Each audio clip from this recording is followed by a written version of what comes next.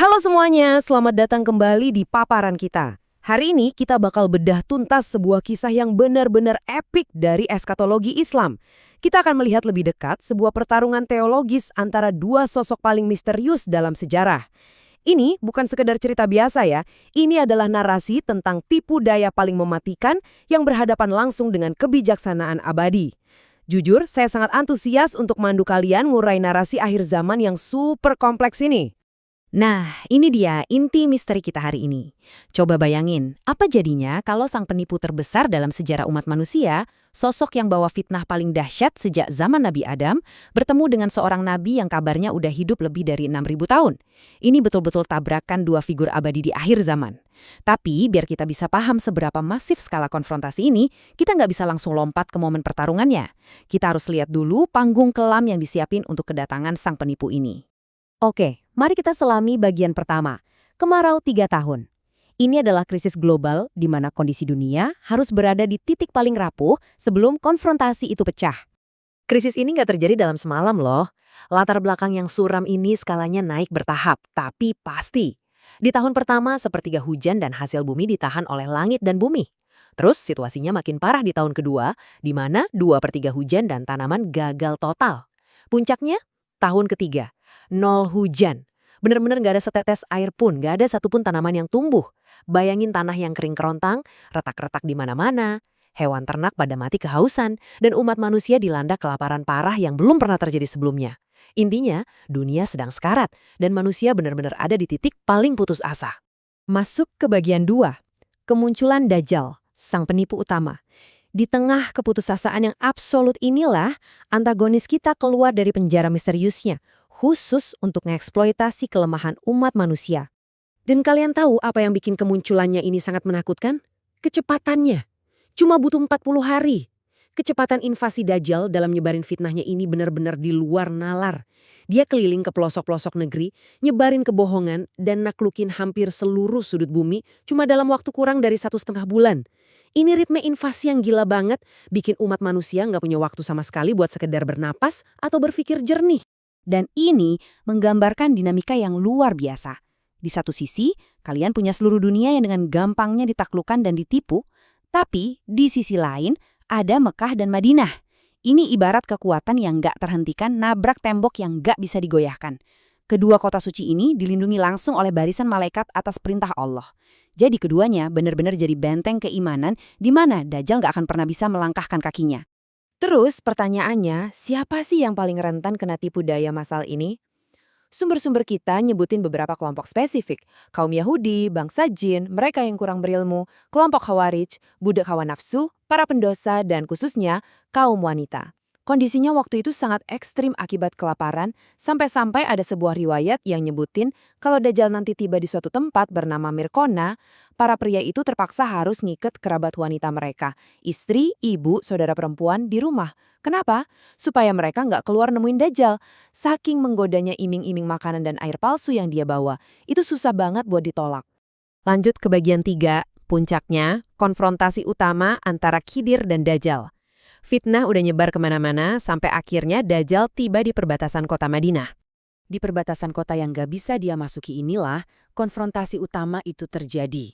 Seorang pria beriman yang menurut mayoritas ulama hadis adalah Nabi Khidir berani melangkah keluar dari Madinah buat nantang sang Mesias palsu secara langsung. Nah, buat ngebuktiin ke masa yang lagi kelaparan itu kalau dia adalah Tuhan, Dajjal ngelakuin sebuah mujizat palsu yang sangat brutal. Pertama, dia memenggal dan membelah tubuh Nabi Khidir jadi 2 bagian. Habis itu, dengan penuh kesombongan, dia jalan santai di antara 2 potongan tubuh tersebut. Dan ketiga, dia merintahin tubuh itu buat bangkit lagi. Coba bayangin jadi masa yang lagi kelaparan dan putus asa saat itu. Ngelihat kejadian ini, mereka langsung percaya penuh kalau Dajjal beneran punya kuasa atas hidup dan mati. Tapi, tunggu dulu. Ilusi keilahian itu hancur berantakan dalam hitungan detik. Begitu Nabi Khidir dibangkitkan, alih-alih tunduk ketakutan, dia malah natap Dajjal dan ngeriakin tantangannya lantang banget. Aku sekarang semakin yakin bahwa engkau adalah Dajjal. Wah, luar biasa. Respon yang sangat berani dan penuh kemenangan ini benar-benar mempermalukan Dajjal di depan para pengikutnya sendiri, sekaligus ngancurin rencana besarnya buat nipu seluruh umat manusia. Sekarang kita masuk ke bagian 4, api palsu. Pastinya kedok yang kebongkar ini bikin Dajjal ngamuk luar biasa dan memicu percobaan pembunuhan yang kedua. Dajjal niat banget mau bungkem Nabi Khidir selamanya. Tapi kali ini situasinya beda. Waktu Dajjal ngayunin pedangnya lagi, Allah langsung turun tangan. Leher Nabi Khidir seketika diubah jadi tembaga padat yang nggak bisa ditembus sama sekali. Pedang Dajjal jadi sama sekali nggak berguna. Ini jadi bukti mutlak kalau kekuatan Dajjal itu bukan apa-apa kalau dihadapkan sama kehendak Allah. Dajjal nggak akan bisa ngebunuh kalau Allah nggak mengizinkan. Karena gagal ngebunuh Khidir pakai pedang, Dajjal ngeluarin satu tipuan terakhirnya. Dia nangkep Nabi Khidir dan ngelempar beliau ke dalam sesuatu yang kelihatannya kayak lautan api neraka yang berkobar-kobar. Semua orang yang nonton pasti mikir Khidir udah hancur dalam penderitaan. Tapi disinilah Nabi Muhammad ngasih sebuah klarifikasi yang benar-benar mengejutkan. Beliau bilang, Khidir itu nggak dilemparin ke neraka, melainkan ke surganya Allah. Jadi, apa yang kelihatan kayak api mengerikan di mata manusia yang tertipu, sebenarnya adalah keindahan surga. Lewat peristiwa epik ini, Nabi Khidir diangkat jadi syuhada atau martir dengan derajat yang paling mulia. Yang bawa kita ke bagian 5, misteri Nabi Khidir. Pertanyaannya, kenapa harus dia yang ngadepin Dajjal? Dan gimana ceritanya dia bisa bertahan hidup sampai akhir zaman? Nah, soal ini ada perdebatan ilmiah yang cukup menarik di kalangan ulama. Di satu sisi ada beberapa ulama yang yakin kalau Nabi Khidir itu sebenarnya udah wafat dari dulu, layaknya manusia biasa. Tapi di sisi lain, dan ini pandangan mayoritas ulama ahli hadis, termasuk tokoh besar sekelas Imam Nawawi, mereka sepakat kalau Nabi Khidir itu masih hidup sampai detik ini, dan beliau bakal terus hidup sampai momen konfrontasinya dengan Dajjal di akhir zaman nanti. Bukti-bukti yang ngedukung eksistensinya sepanjang sejarah ini lumayan bikin takjub loh. Kalau kita lihat sumber-sumber yang ada, eksistensi beliau ini tercatat jelas di dalam Al-Quran, tepatnya di surah Al-Kahfi, waktu beliau membimbing Nabi Musa. Terus, ada juga riwayat yang nyebutin kalau beliau ini hadir secara fisik di pemakaman Nabi Muhammad dan sosoknya langsung dikenali sama sahabat-sahabat terdekat, yaitu Abu Bakar dan Ali. Nggak cuma itu, sepanjang sejarah Islam, ada banyak banget laporan dari orang-orang soleh dan ulama yang ngaku pernah papasan atau ketemu langsung sama sosok penjaga kebijaksanaan kuno ini. Terus, gimana caranya kita bisa ngenalin seseorang yang udah hidup ribuan tahun?